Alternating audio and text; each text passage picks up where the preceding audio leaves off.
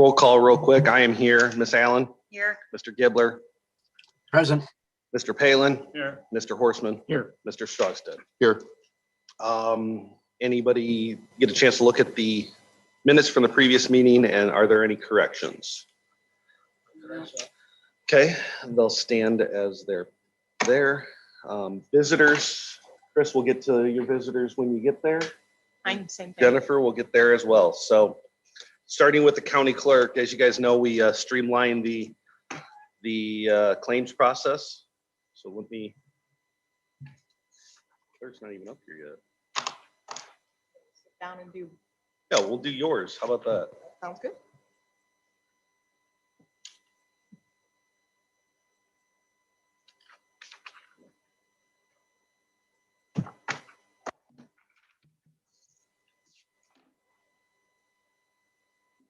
Hold on, let me write that number down.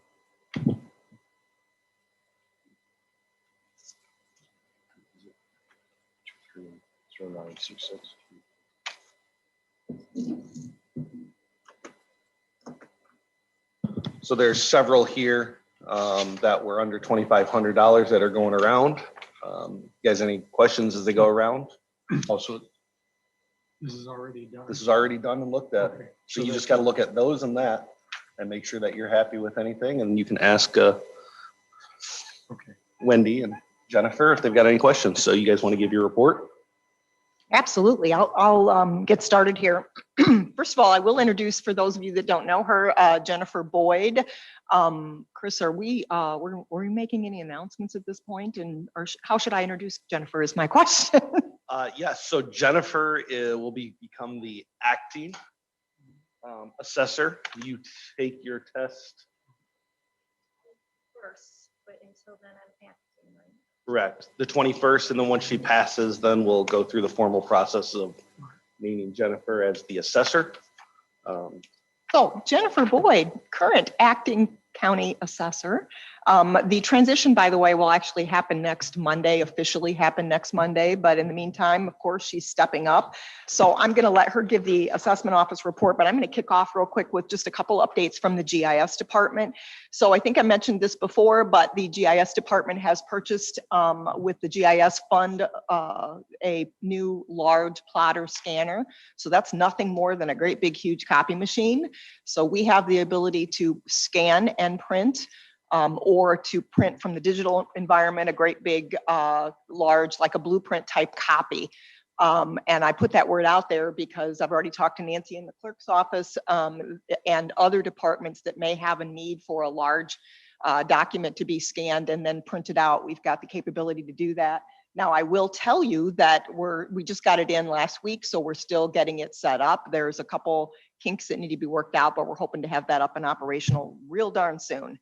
The GIS department has also been working on a tool because our goal is to empower other departments to be able to help themselves with regard to the GIS software. And so we're working on, or Tom has been working on, a tool that will help the zoning department actually perform their own adjacent property analysis and to get a list. As you are probably familiar, adjacent property owners have to be notified when there's a zoning change. So we're working on a tool that will allow them to automate the process in such a way that they'll be able to push a button and be able to generate that list. So we're kind of excited about that. Tom's been really working hard on that. We have the tool functioning right now, but it needs a few tweaks and improvements. So we're working on that. We also, during the last month, had, as you know, South Dixon Solar's going back before the board. So the adjacent property owners had to be collected for that very, very large project. That's been done and handed off to the developers. And there's a couple other things on here, but I don't know that I'm going to worry about highlighting them. I will, and Jennifer intends to continue to have a written report in the packet. So we'll get that along to Becky for the packet. With that said, Jennifer put together the things for the assessment office. You, by the way, do have a report in front of you that has these lovely colors and graphs. And I want you to know I've already accused Jennifer of trying to one-up Wendy because she puts together a report with graphs. So I'm going to pass that off to Jennifer. Good morning. It's nice to be with you all this morning. I am following Wendy's footsteps and learning from her on the colorful graphs to get everyone's. What do I need? Talk more into your microphone. I want to make sure it gets on the, into the mic. Okay. You So what just do I need to need? pull it closer. Oh, to pull you. it closer. Yeah. Okay. Better? Yeah. Okay. Becky Good morning. wants to get it recorded up there. Good morning. I'm glad to join you all this morning.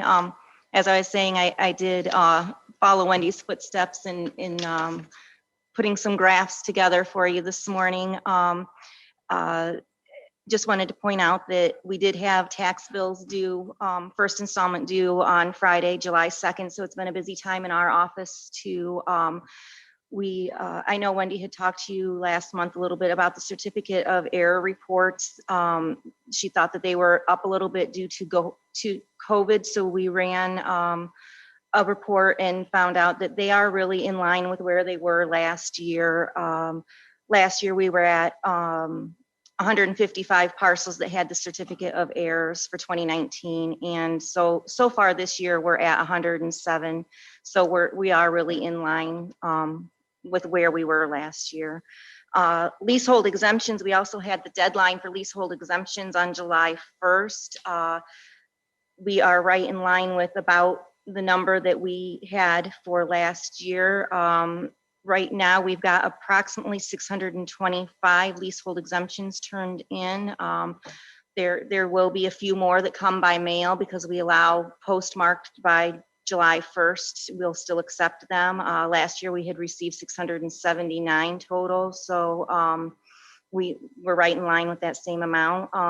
We're accepting all of the other exemptions, homestead exemptions still until the end of the year. So it's been a very busy time with that. While people are in paying their tax bills, we're still taking all the other exemptions. There's been heavy traffic. And then the other big thing in our office is we do have a new employee hired. We interviewed 4 applicants, one of them by Zoom, and we have Suzanne Hook, will be starting July 19th. Just a real quick wrap up on that from the perspective of AIM. This was the first time that I'd really used AIM. I'm going to have a follow-up report to give to you guys at that on some point. Overall, I was very pleased with it. I will tell you, though, that we need to have a further conversation, and I think the board is intending to do that on the wage scale that we're at. We do have some minimum wage corrections to make, and I will tell you that we offered interviews to about 15 applicants and ended up only interviewing 4 because once they found out the wage scale, they said, yeah, I'm already making something greater than that. So we did have some challenges in front of us. Nonetheless, I'm really excited about the candidate that we've got. She was looking for some other things such as a stable work environment, not nights and weekends and that kind of thing. So she was willing to take less per hour to get some of those benefits. So I'm excited about her, but I'm looking forward to have some additional conversations about that minimum wage correction. That's all I have, Chris, unless anybody has any questions from our claims. Nope, we'll read off GIS while we're here too. I have one in the above $2,500. That's US Bank for supplies, $4,135.15. Yes. Is that in the GIS department, That is. Jim, I assume? That's the new plotter. That's the big printer plotter that was charged. We ordered that online, so it was charged to the credit card. And they give me the total. $4,863.41. Fantastic. Okay, we'll move on to the clerk real quick. We'll pass these around. We'll pass that one too. Go ahead and read that one. That's line item 001. Yep, they're all under 2,500 for a total of, $1,319.45. and then under line item 009, we have 2 that are greater than 2,500.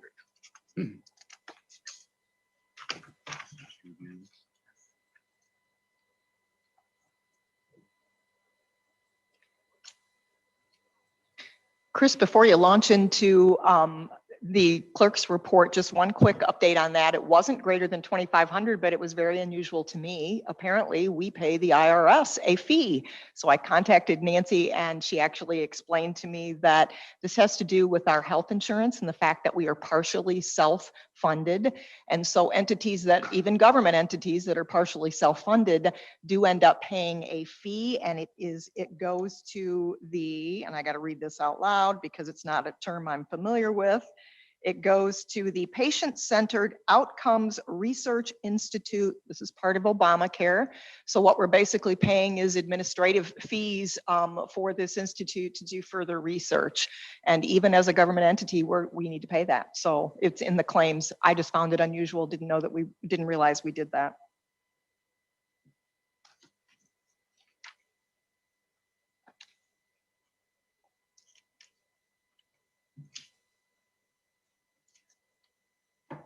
Ready? We're on county board. I have 2 items above the $2,500. It should be, this is the clerk's office. Clerk's office. Yep, this is clerk's office under 009 is the line code. Okay. First item is to Fiddler, the amount $2,650. Yep.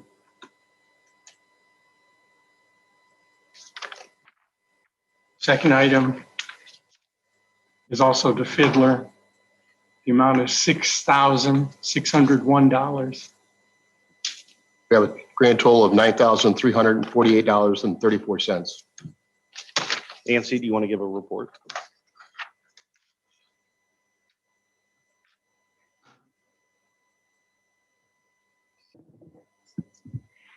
Good morning.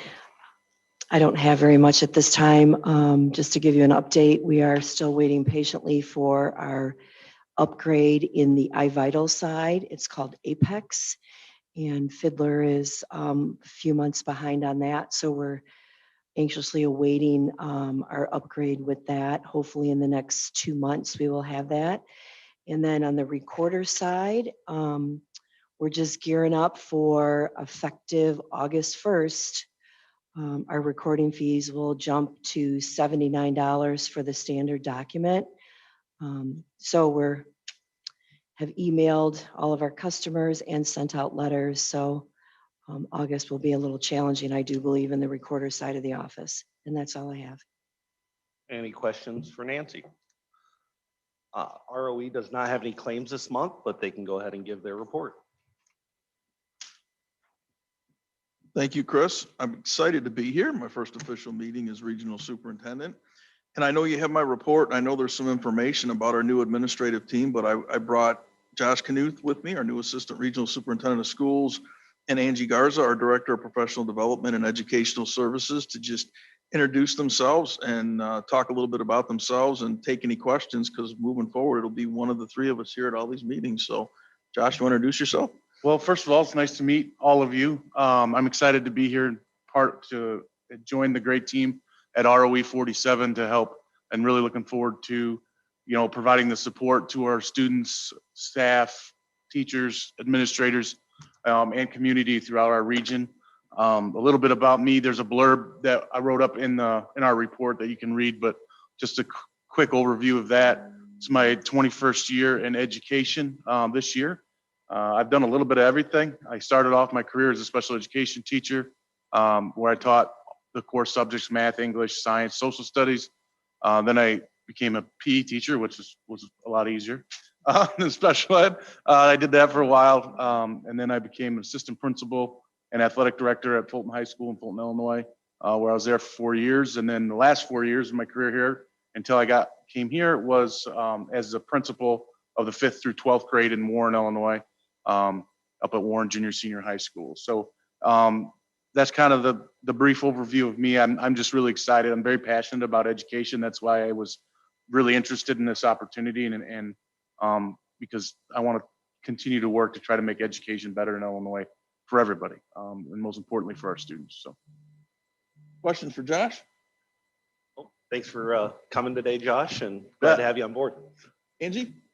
Hi, everybody. My name's Angie Garza. I'm currently the director. Well, I have been for the last, this will be my 12th year at the office, previously serving as the director of professional learning, but now adding some responsibilities, taking on some educational services. So excited to expand my role at the office, headed into a long tenure there.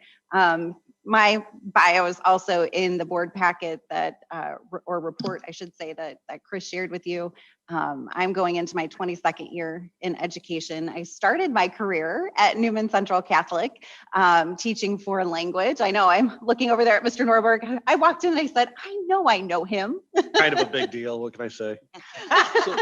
So you taught Mr. Norberg in high school? And his brother as well. So yes. So good to see some familiar faces. So I was there at Newman for 7 years. I then served as an elementary administrator in Morrison before joining the regional office. I remarked to both Chris and Josh as I walked into this building, the last time I was in here was 23 years ago, when my husband and I entered these. We actually realized last minute that we might want a marriage, license. So we came here. We used to live down the street on Steele Avenue. So it's just wonderful to be able to walk into this building again and meet with all of you this morning. So looking forward, we are constantly growing and expanding what we do, not only for our teachers in our 3 county areas, but also our families and our students. So we have some exciting new programs that we're launching to better serve all of the stakeholders in Lee, Ogle, and Whiteside counties. So thank you for all of your support and for welcoming the 2 of us in this new capacity. Any questions for Angie? Angie, thank you for taking on more roles and keep the tradition of Newman alive at the ROE, I guess. And I will say, I've had the pleasure of working with Angie when I was the assistant principal at Dixon High School for 7 years, when it was the Lee Ogle ROE. And then I've taught in Whiteside and been a principal in Whiteside. And how many millions of dollars have you brought into the office in federal and state grant money? She's one of the best grant writers that I know.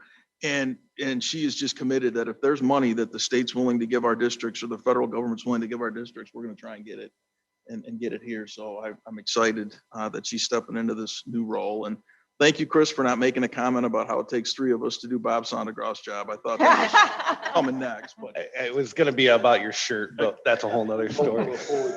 wow. Yeah. So real quick, you guys have our report. We get asked all the time if we're going to wind down in the summer and take it easy. Angie will be the first to tell you that's not possible. We're busier in the summer.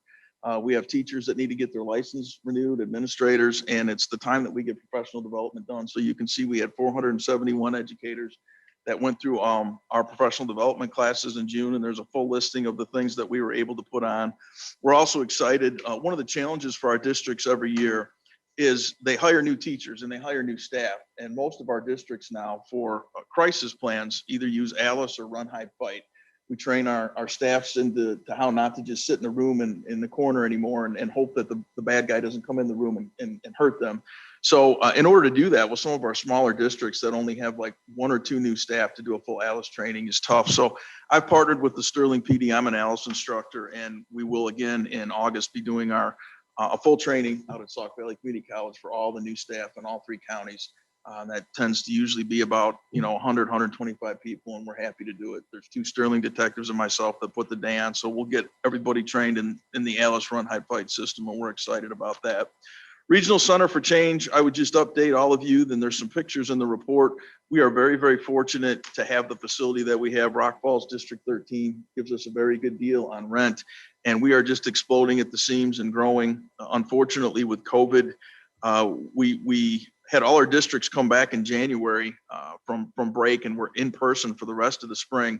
And by the end of February, we were full and had a waiting list for students that they wanted to send us that were just had been through so much trauma and other things going through remote learning and COVID. So we've been able to hire another teacher. We've got another classroom outfitted with some donations of equipment and some grants that Angie helped us write to get some Chromebooks and get things ready. So we're excited, and you can see that District 13, if you've ever been over to Thome, it's a very old building, but they're committed now with us having 1 whole side and having 3 levels of the upkeep. So all new windows on both sides and new doors for us. It's really nice. And we put the carpeting in last year, so we're making some nice changes there.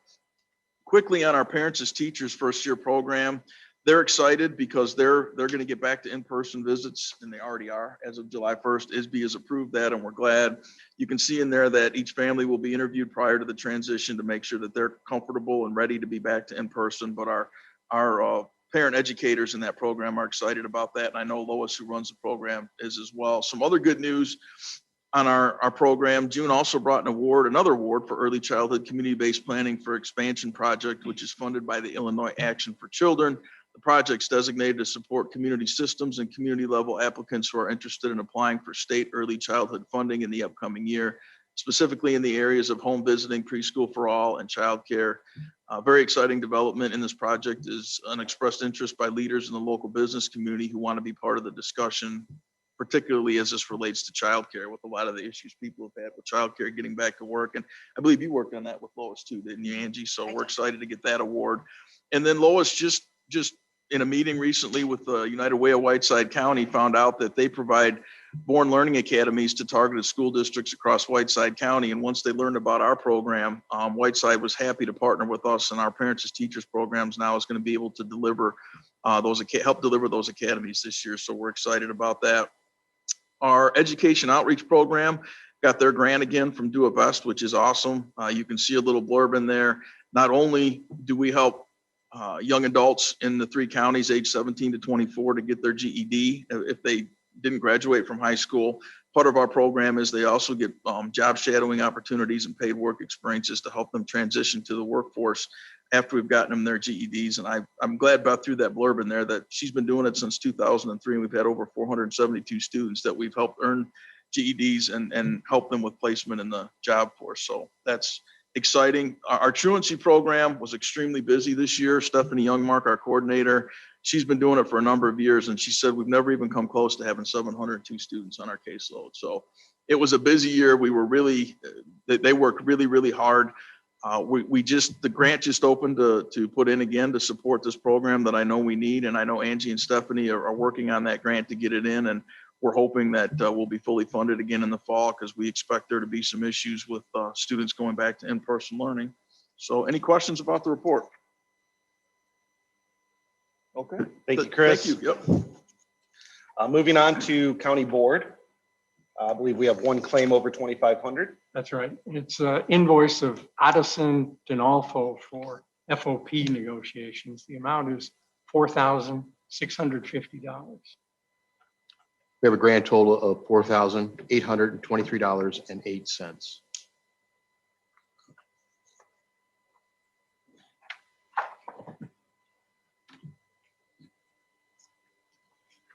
Moving on, we'll go to the treasurer, and we'll start with tourism.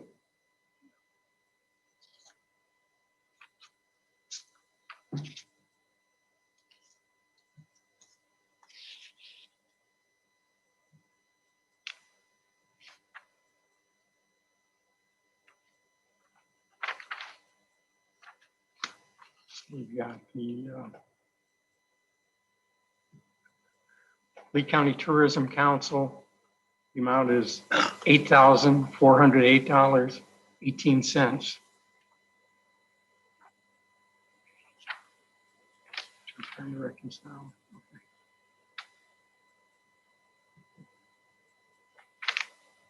Second one is the city of Dixon, city share of the hotel motel tax, $8,408.18. For a grand total of $16,816.36. Those numbers are a lot better. Pretty good, huh? Very good. We got 2 here. We got 2 more here that are below $2,500. So Jack will read the totals. First total is $12.29. And the other one is $1,143.96. Holly, you want to give a report? So last Friday was the first deadline for real estate taxes. It went pretty well now that we were upstairs for the first time. Well, first time in recent years anyway. So although I think we did have a few people that did fall down the stairs, which is the drawback, I guess, to being on the second floor. The other thing that's going on in our office is budget is coming up and requests are due to us by the end of this week, and we'll be compiling that and sending it out to the finance committee. And that's pretty much the biggies in our office. Any questions? Moving on to Veterans Assistance. One grand total of $1,171.79.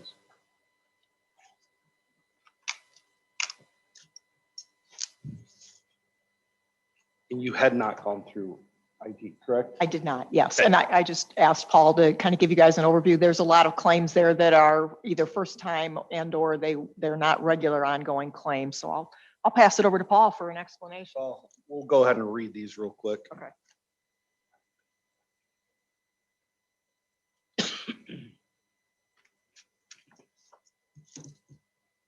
The first one is from Physic Electric for the Avaya phone upgrade, $40,244.25.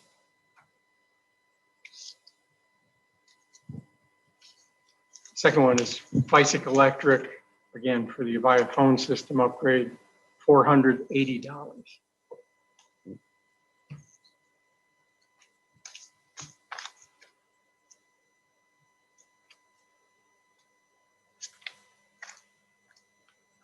Next one is from Syndio for telephone, phone charges. The amount is $1,206.19. Yep. Next one is Syndio router configuration. The amount is $120. Yep.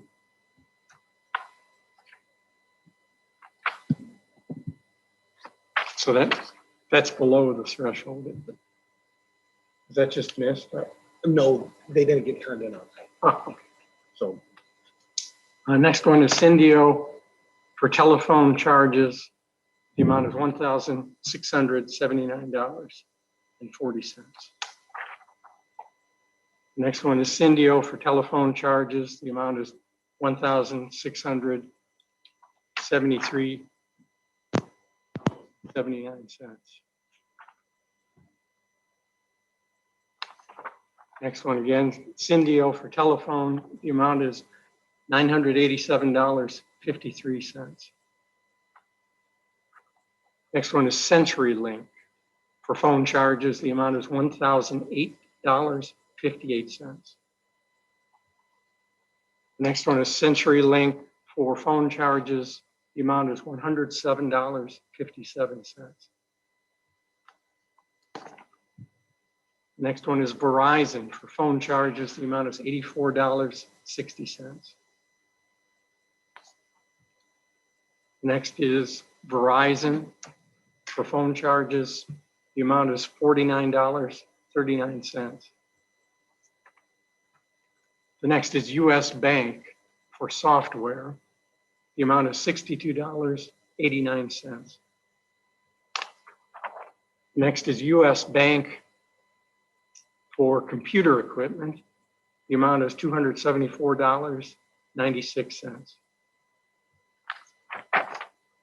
Next is for SHI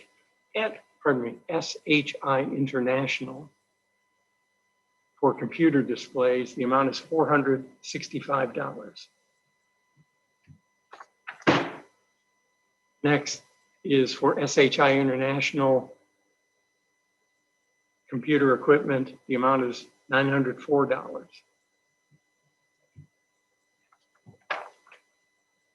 Next is SHI International for computer equipment. The amount is $75. The next is SHI International for battery backup. The amount is $4,000. The last is Dell Marketing for computer equipment. The amount is $756.57. For a grand total of $57,095.55.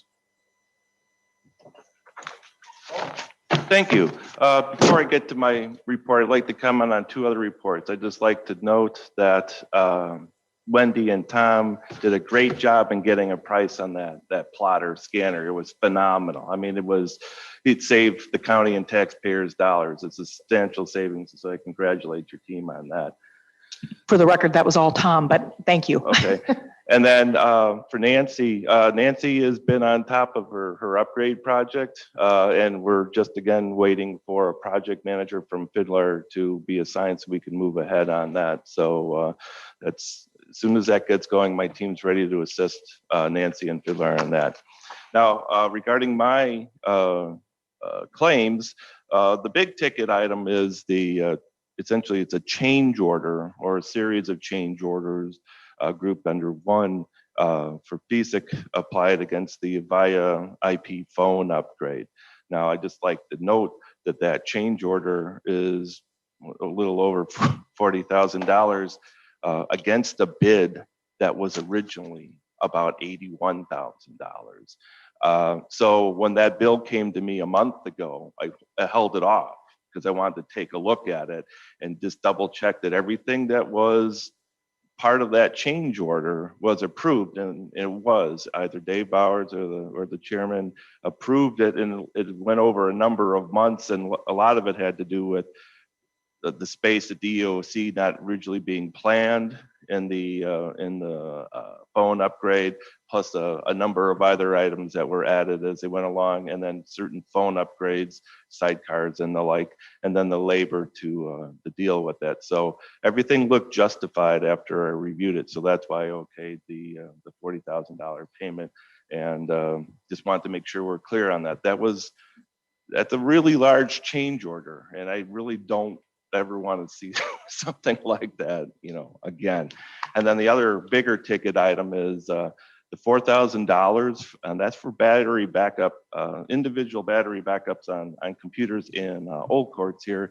A number of us, department heads and elected officials received some information from the insurance company on they want us to take steps to minimize claims due to electrical power outages, shortages, sags, and spikes. That seems to be a high claim area, not for us necessarily, but for all of their customers. So they sent out some information detailing on the basic things you can do to kind of minimize damage to your computer equipment and other electrical equipment. And so since this building doesn't have a backup generator or even like filters on the distribution boxes at the different points in the building, I thought it prudent to invest in battery backup surge protection for the computer equipment in Old Courts. This is a minimal protection against the storms and the spikes and the sags that we have in this building. And just to note that most surge protectors, battery backups and the like kind of draw power all the time, which is not necessarily eco-friendly, but these devices kind of are more energy efficient than other ones at actually a little bit lower cost because I bought so many of them at the same time. So looking forward to distributing those to the individual computers and departments in small groups is not to interfere with people's workflows going forward. And then you'll see on my claims also that beginning to collect all of the phone bills from Syndio and the remaining ones from CenturyLink, which are dwindling down. And in the future, you'll see 3 phone bills or 3 bills from Syndio on there, because that's the different accounts that we have, and have chosen not to break them out, just to leave them as is and see how things go that way. One's for just general phones, one's for the dark fiber, and one's just for the phones and internet out at LEC. And on the claim specifically, did anyone have any other questions on that? I just had one question. The 40,000 was already approved by somebody else, right? They didn't just all of a sudden bill an additional $40,000 that nobody knew about? It was, the original bid was around 81, right. And through the project, the change order totaled $40,000 and change. It was discussed. It was more than a simple change order. It was like a change in the project specs as they went along from the time that it was approved. It looks like going back the last year ago, May, June through the whole project. And when I when I saw the bill and I saw the size of the change order, I put that one on hold. I authorized the payment of the other portion of it last month, but this month in the intervening weeks, I reviewed it and asked FISIC for a detailed description, and I talked to some of the players involved, and everything is justified. It seems like the project scope expanded during the project, but the phones are up and running. I've gotten almost no real, support calls on it. We have a couple of direct dial numbers to either sign or redirect so they don't get annoy people. But other than that, everything's been going pretty good with the phone. So I really didn't have a basis for challenging it because the work was requested, it was authorized here, and it was implemented. That was the part that I had the question on, Yep. is Yeah, we it authorized the was addition. authorized and it was implemented. So, and in a timely manner. So I really couldn't, challenge it, but I did do research on it. And everything was needed based on the expanding scope of the project. So again, I would hope to prevent anything that large in terms of a change order. Chris, excuse me. Yeah, this was unforeseen. It was a project that came out of capital. And by the time we got all done, there were a number of add-ons, quite a number of add-ons that streamlined the system. I believe all this will come out of capital eventually, if it isn't already. As far as the phone bills, if you're all aware, most of the departments will be routing their phone bills through IT department as it is an IT issue. And for the time being, it'll be a give and take on the budgets, but with the new budget process, there will be additional money put in the IT budget for the phone bills for the year, and they will be taken away from the other individual departments. So everybody wants, you need to know where that sits. Let me know, but it really has been authorized either by Mr. Bowers, who is the property chairman at the time, and the chairman, either myself or Bob. So. I move to pay claims. Oh, you got any more? I just said, any other questions on? So in addition to that, my team's just working on deploying new computers. Our priority is replacing the Windows 7 computers based operating system with Windows 10 based computers to make people more productive and make the computing environment more secure, and just supporting people and the increasing number of projects that are coming through. If you ever have any questions on the activities, feel free to contact me. Thank you. Thanks, Paul. Go ahead. All right, I move to pay claims. A second. Ms. Allen, all in favor? Aye. Anybody opposed? Awesome. Moving on. Updated COVID numbers are dramatically dropping. May, we had 2 employees for a total of 4 days off. So rocking and rolling there. Moving on to the claims procedures. What did the committee think of how that went? I thought it was much faster. That there was a question that Wendy had, and she found out the answer and shared that with us, and I didn't even know that. Right. Much better, much better. Yeah, I mean, most of them are routine and there's no question around this. Yeah. So keep it. What did all the department heads here think of the way we did claims there this month? Much better. We'll go with the silence as a yes, as my son says. Go ahead, John. I'm a transparency type of person. I understand that if there are budget utility or something of this nature, that's fine with me, because that's already there in the budget process. Sometimes if they're excuse me, under 2,500 but not budgeted or come out as an individual claim, I wouldn't mind seeing those. And I know some of those were put through, my opinion. Other than that, went nice. And if everybody's happy there, as I say, I'm a transparency person.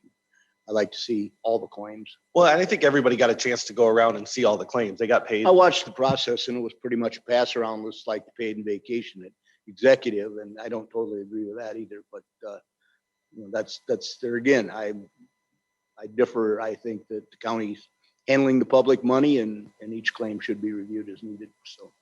Chris, just a quick comment, Chris, from myself. I have to tell you, I really now understand Jack's original drive to maybe standardize some of the forms because everybody has their own different form. I'm like, oh my gosh, I see what Jack's talking about. So that is something that I would like to pursue. That's not necessarily for your ears. I would want to work with the department heads, obviously, on that. And I want to start with Nancy and I want to start with Paula to kind of see, what they need to see on those forms, and then maybe expand that cover sheet so there's a column for the administrator's initials and a column for, board members' initials. So I'd like to chat a little bit more about that with the girls, and then we'll talk to the department heads about that. But yeah, Jack, I get it. Well, and it makes it nice, like the ones that have what it is. Yeah. Because it's easier to look and when it says conference and stuff like Yeah, that. Paul, yours were very, very easy to read. So I could You have to literally thank look Wendy for that. When I came in, Wendy was the onboarding person along with Dee and Paula. I mean,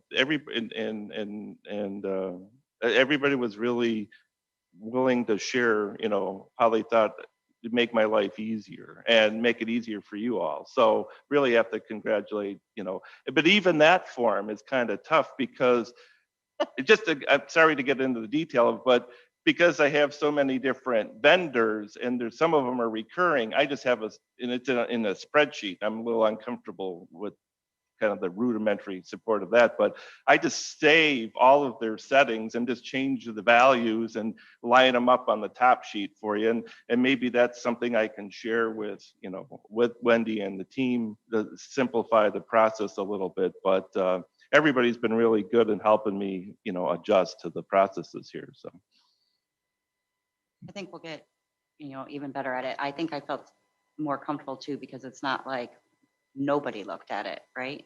So, Wendy initialed every single one and looked at every claim. So it's not like nobody was looking at the claims. correct. And it gave you more of a chance to look at them, I think, rather than just running through it. I looked Like, at the big ones. I think everybody's got that one specific thing that they're going to look at that you can start asking questions. And I thought it worked really, really well compared to what I thought. And I think we'll continue to get better. So we want to keep it this way for next month as well and continue to try it. Okay. Moving on to board rules and procedures. I don't know if anybody has gotten a chance to look at the board rules and procedures or if it was just me, but there's a couple things that need to be changed with the downsize in the board. There's some number stuff. At one point, I sent a message to Mr. Horstman to read a section, and both of us are confused on it. And it's in regards to the terms of the office. It's on page 3 of the rules and procedures that if you guys want to read it at your convenience and try to decipher it for me, that would be fantastic because I am greatly confused. I think that came from the statute, but that doesn't mean that I didn't translate something incorrectly. Or as Chris said, I think there was a duplicate, but the original, we tried to pull from the statute when we looked at this and did this comprehensive rewrite in 2014, but I haven't had a chance to look at it yet, Chris. Yeah, we'll address it next month to try to figure out to simplify it, but I think it's just a duplication of the stuff. And then moving on to under the executive session or executive responsibilities, there's two changes that I noticed. Make recommendations for updating the county employee benefit policy handbooks, code books, rules and procedures when necessary is under executive. And well, we're the ones that are actually doing that in this committee. So that needs to be moved to the ad service committee, as well as review not less than semi-annually the minutes of the closed sessions, which we're doing here as this meeting concludes, is also under executive, which we do here in ad service. So both of those need to be moved to ad service,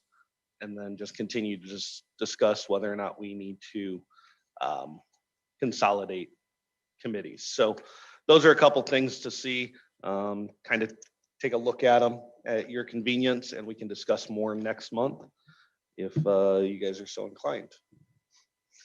Last but not least, State Prompt Payment Act. John, do you want to comment on that? I had a discussion about 2 weeks ago, maybe less, with John Finchrock, who's the chairman up in Ogle County. And in the course of the conversation, we were talking about minimizing our paid and vacation claims, bringing them back to the committee for their verification. And so he gave me the name of a Brian Lefevre who works for Sickage. Oak County also uses Sickage for their IT and HR processes. And so from Mr. Lefevre, I got a copy of the State Prompt Payment Act. And I gave a copy to Mr. Boonstra, and he interpreted it as being a state agency only. And as I read through it, I agree. But Ogle County uses it to minimize their paid and vacation. So I want to revisit it with Mr. Finfrock, find out exactly what they're doing and how they're doing that, because that's one of the things that we want to do along with this change in the claims process. So I'll have more information next month. Currently, we pay anywhere between $120,000 to $180,000, excuse me, in paid and vacation. Right. It seems like there's some rules in there that the state doesn't have to pay interest fees is what it really comes down to. But as I read through it as well, it really states the state level and not the county level. So we're trying to get some clarification there. So we'll continue to discuss it next month and go from there. So.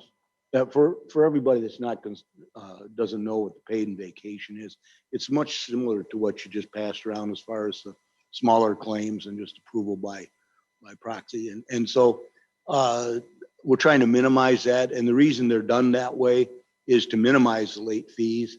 And some of the claims are personal claims that really probably shouldn't go through the public process, garnishments, so on and so forth. But we'll find out, because we'd like to get rid of that process, or not rid of it, but at least get it cut down substantially. Because there again, I'm a transparency person. We should have them go through committee at least. Any additional discussion? I'll entertain a motion to go to executive. Make a motion to go into executive session. And a second from Mr. Horstman. Roll call vote. Chris Norberg, Yes. Danielle Allen, Yes. Bob Gibler, Yes. Bill Palin, Yes. Jim Horstman, Yes.